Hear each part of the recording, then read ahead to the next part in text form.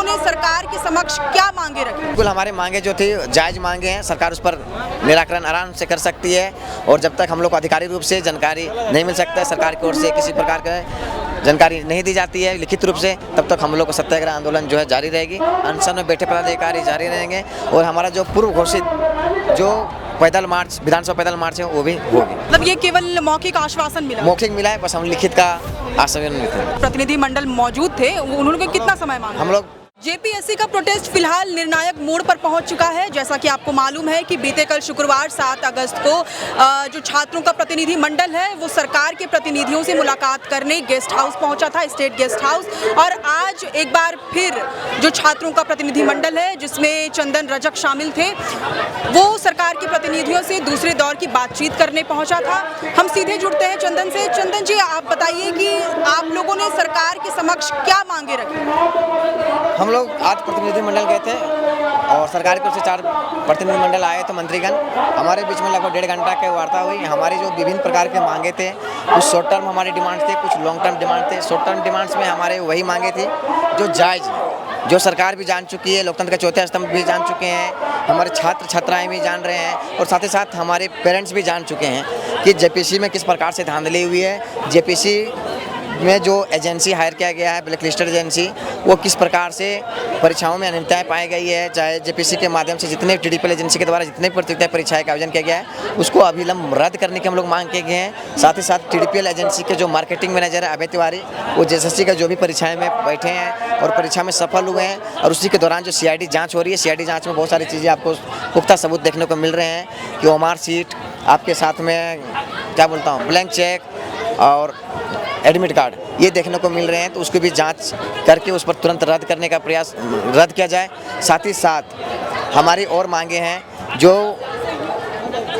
Age relaxation को regarding भी था हमारा, और जेपीएससी जेएसएससी में कोई भी प्रतियोगिता परीक्षा का आयोजन किया जाता है उसको समग्र रिजल्ट एक साथ हो, समग्र ज्वाइनिंग एक साथ हो, कटअप एक साथ जारी किया जाए। ऐसा नहीं कि देखते हैं 1000 पद के लिए आ रहा है तो 400 वैकेंसी का ज्वाइनिंग देता है, 600 का नहीं देता, फिर अलग अलग करके देता है, वैसा ना हो। और हमारा कटअप नॉर्मलाइजेशन सब जो है एक साथ जारी किया जाए।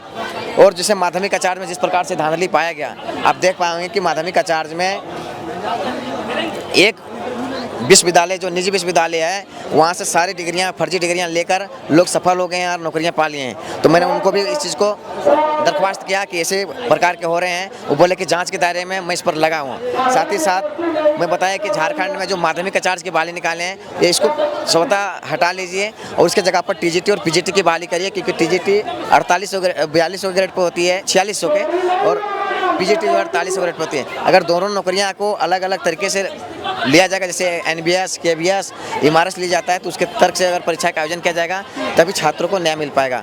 और 11वीं 13वीं जेपीएससी में जो किस प्रकार से धांधली हुई थी, एसओपी का किस प्रकार उल्लंघन किया गया था, उसके बारे को भी मैंने जिक्र किया कि किस आयोग शिक्षकों के द्वारा कॉपियाँ को जांची गई थी, किस तरह से जो स्कैन कॉपी को डिजिटलाइज करके जांचा गया था और उसमें छेड़छाड़ किए गए थे, इसको भी जानकारी हम लोगों ने दिया। साथ ही साथ मैंने ये भी चीज़ बोला कि सर देखिए, जितने प्रकार की अनियमितता पाई जाती है, आप पानी कितना भी स्वच्छ है, अगर उसमें जहर मिला देते हैं तो पानी पूरा जहर हो जाता है। तो जो भी चीज़ें इस प्रकार से पाई जाती है उसको अविलंब रद्द करिए, एक परीक्षा का कैलेंडर जारी करिए, समय पर परीक्षा का आयोजन करिए। साथ ही साथ जो भी जेपीएससी जेएसएससी भ्रष्ट पदाधिकारी उसको बर्खास्त करिए।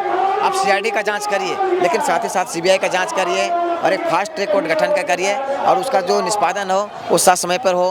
परीक्षा कैलेंडर जारी करिए ताकि परीक्षा जो है एक समय अनुसार पर हो सकते हैं। ऐसा नहीं कि 2 साल के बाद आएंगे तो फिर आदमी पढ़ना छोड़ देगा। वैकेंसियाँ को समय पर लाइए, जिस प्रकार से दरोगा की बहाली झारखंड में नहीं आई है, आपका टीजीटी की नहीं आई है, आपका पुलिस की बहाली नहीं आई है, वो सारी बहालियाँ को त्वरित लाया जाए। और दरोगा में जो देखे होंगे कि पुलिस की बहाली में जो उम्र सीमा में भी छूट दिया जाए। साथ ही साथ जो दौड़ में देखे होंगे कि बॉयज़ के लिए पहले 10 किलोमीटर का दौड़ था 1 घंटे में, अब 1.6 हो गया है 6 मिनट में, उसको समय बढ़ाकर 8 मिनट किया जाए ताकि छात्रों को न्याय मिल सके।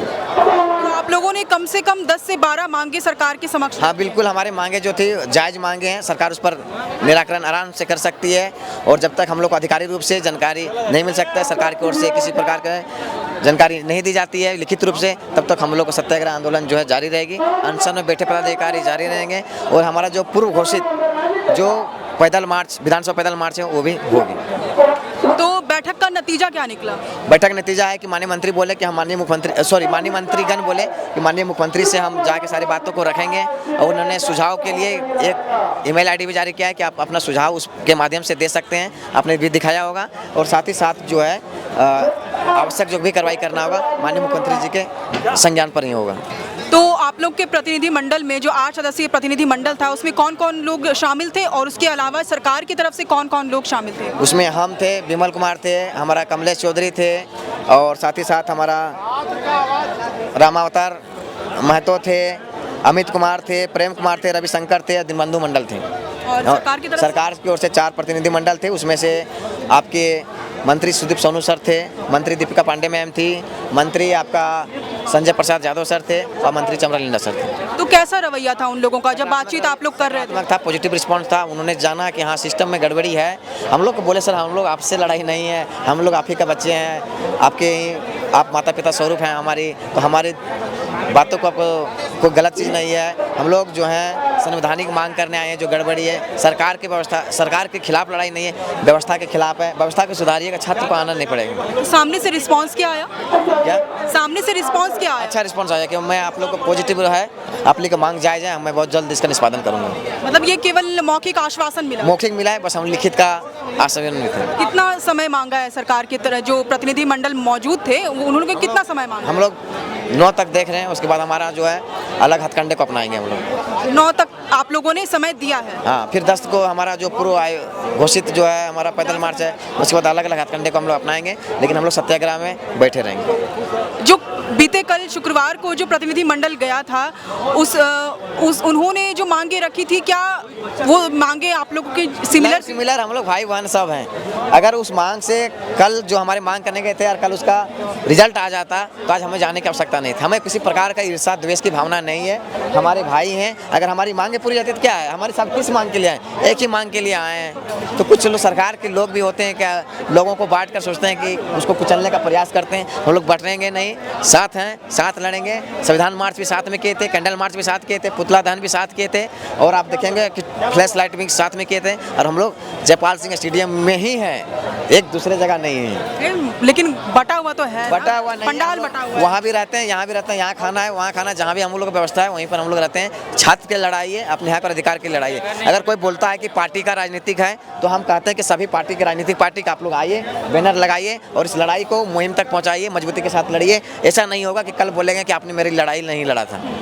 तो किन किन बातों पर सहमति बनी और किन किन बातों पर सरकार के जो प्रतिनिधि वो असहमत? सारी बातों पर उन्होंने सहमति जताई, पॉइंट वाइज को नोट भी किया, सुझाव भी लिए, और उन्होंने बोला कि मैं माननीय मुख्यमंत्री जी के बाद अंतिम निर्णय माननीय मुख्यमंत्री जी करेंगे। चलिए, तो असहमति किसी बात पे नहीं रही? असहमति कुछ बातों पर थी, तो उसको मैं फिर तर्क दिया, तो फिर बोले कि हाँ चलो इसमें देखता हूँ। तो आप लोग किस शर्त पर अपना आंदोलन खत्म करेंगे, प्रदर्शन खत्म करेंगे? उस सारी चीज़ों को बता दिया जाएगा, जितना भी हमारी मांगे हैं उस लिखित रूप से आ जाए, और कुछ कंप्रोमाइज़ करने लायक नहीं है, सारे जायज़ मांगे।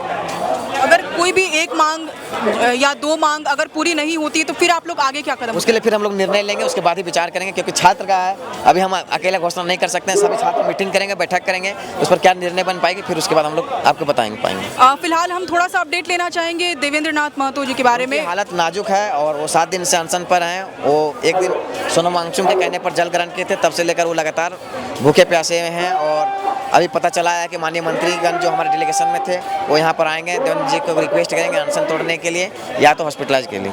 तो वो किस शर्त पर अपना अनशन तोड़ेंगे? आप लोगों की मांगे पूरी होगी तब? क्योंकि देखिए इस आंदोलन का सूत्रधार जो है भीष्म पितामह देवेंद्र नाथ महतो जी हैं। देवेंद्र नाथ महतो को ही अगुवाई से इस लड़ाई को इतना मुहिम हुआ था। आज बापू वाटिका में 25-30 बच्चे की शुरुआत हुआ था, आपने भी दिखाया था। फिर वहाँ के बाद यहाँ पर आए देवेंद्र नाथ महतो के ही सूत्रधार के बाद देवेंद्र नाथ महतो के ही हम लोगों के सारे चीज़ें जो विचार विमर्श हुआ, और उसके बाद ही हम लोग वहाँ पर पहुँचे थे। खैर, हमारे साथ ये चंदन रजक थे। आपको बताएं कि बीते कल शुक्रवार 7 अगस्त को छात्रों का एक प्रतिनिधि मंडल पहुंचा था स्टेट गेस्ट हाउस में, जहां पर सरकार के प्रतिनिधियों से उनकी बातचीत हुई थी। और आज 8 अगस्त यानी शनिवार 8 अगस्त को एक और छात्रों का प्रतिनिधि मंडल जो 8 सदस्यीय प्रतिनिधि मंडल था वो सरकार के पास पहुंचा था। सरकार के प्रतिनिधियों जिसमें कि सुदीव्य सोनू, दीपिका पांडे सिंह, संजय प्रसाद यादव समेत अन्य मंत्रीगण मौजूद थे, और उनके समक्ष उन्होंने अपनी मांगे रखी हैं। अब देखना होगा कि इन मांगों पर सरकार क्या विचार करती है, सरकार की तरफ से क्या रिस्पॉन्स आता है। फिलहाल जो बातें निकलकर सामने आ रही हैं वो ये है कि सरकार की तरफ से रिस्पॉन्स पॉजिटिव आया है। बीते कल शुक्रवार को भी जो बातचीत हुई थी उसमें भी रिस्पॉन्स पॉजिटिव बताया गया है। अब आगे देखते हैं कि आगे जो फैसला होता है वो क्या आता है। आप देख रहे थे दी फोर्थ पिलर, मैं हूं अंशु, कैमरे के पीछे है सहयोगी अमन। शुक्रिया।